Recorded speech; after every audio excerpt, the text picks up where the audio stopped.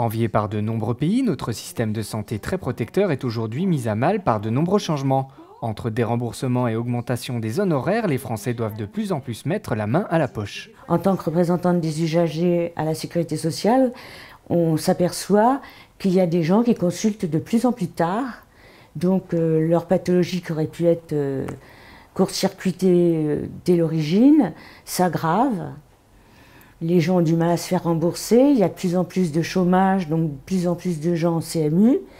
Donc plutôt que d'attendre, les gens s'adressent directement à la sécurité sociale pour se faire rembourser. Le temps d'attente s'allonge, les gens s'énervent, l'agressivité s'accroît par rapport aux accueillants. Et puis, pour les dossiers de CMU qui s'accroissent, le temps de règlement de ces dossiers s'accroît aussi parce que la sécurité sociale ne peut pas embaucher même des CDD pour réduction du budget. Même si les plus pauvres peuvent bénéficier de la CMU qui leur assure une couverture sans avancée de frais, ils doivent néanmoins faire face à des refus à cause de la lenteur des paiements par la CPAM.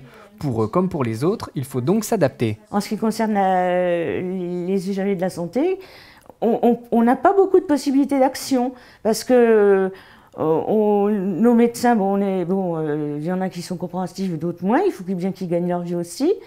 Et la sécurité sociale est bloquée aussi par les budgets qu'on lui alloue.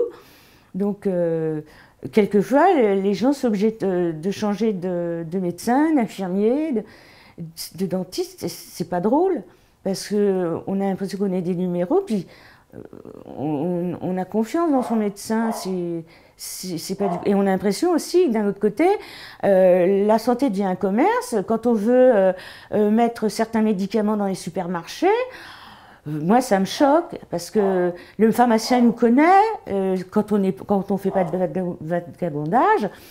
Donc, il connaît, il sait combien de fois on vient chercher même de l'aspirine. Il peut nous dire non, ça va pas avec ce que vous prenez, vous faites attention. Mais si ça passe dans les supermarchés, comme il y a déjà des compléments alimentaires, des tas de choses qui sont vendues dans les supermarchés, les gens n'ont pas de sous pour se faire soigner, mais dans ces rayons-là, ils vont souvent s'approvisionner.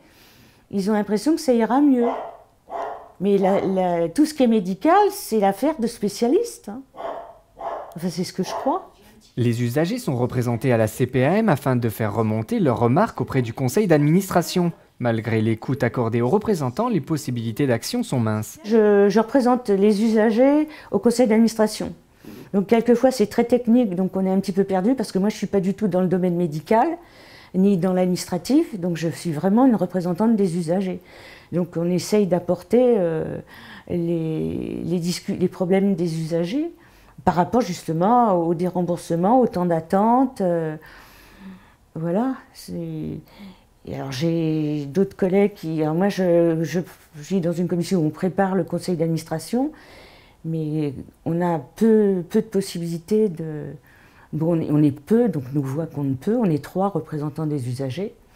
Donc il y a la FNAT, il y a le CIS, Collectif Interassociatif sur la Santé, et l'UDAF. Donc par rapport, bon, il y a des partis, des syndicaux, mais c'est pareil, ils sont un petit peu comme nous. On fait avec l'argent qu'on nous donne, quoi. Une réaction? Un témoignage?